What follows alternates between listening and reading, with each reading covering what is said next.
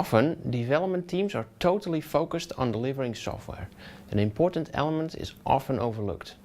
This is the fact that the software we produce usually requires settings and other software or prerequisites to work properly. These can be language settings, firewall rules, third-party software, etc. This set of stuff that our product requires is referred to as the infrastructure that is needed to function according to plan. With DevOps and continuous delivery, we need to ensure that during the deployment process, all these prerequisites are met.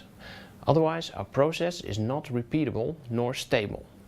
To make the process reliable, we must automate this as much as possible. To do this, we use two concepts better known as infrastructure as code and configuration as code. Let's have a closer look on what this means.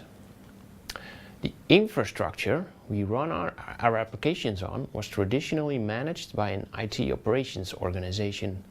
Nowadays, we can also run this in a public cloud or in our own data center, but managed using a self-service model.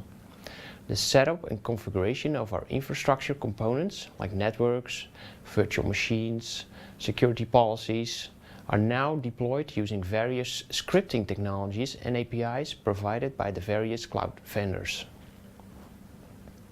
To roll out a complete environment, we can define a script that makes this work.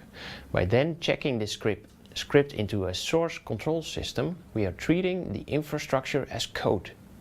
We can apply versioning to the definition of the infrastructure and provision it using fully automated as part of the deployment process. The technology used to define infrastructure on Azure is called Azure Resource Manager, better known as ARM. It uses JSON templates to define Azure resources, known as ARM templates. In the next chapter, you will learn more about using ARM. The same concept applies to the configuration of software. For example, software may need to be configured to talk to the correct database server. This configuration can also be defined in files and then stored in a version control system.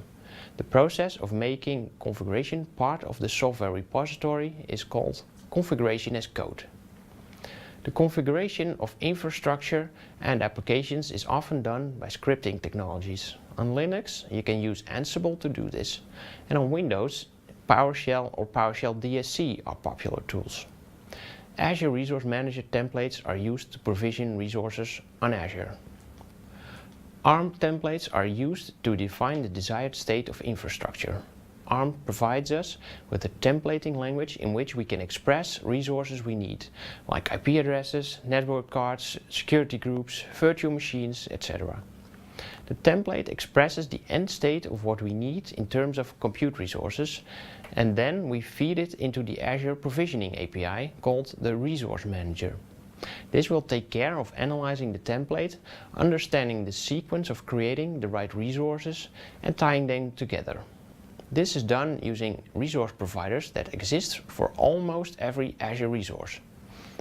ARM templates will also be available in your own data center using Azure Stack.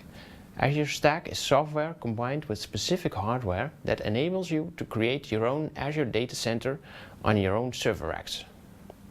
When we use Azure Resource Manager templates, the deployment consists out of two parts. The first part is an ARM template JSON file that describes the types of resources you want to deploy.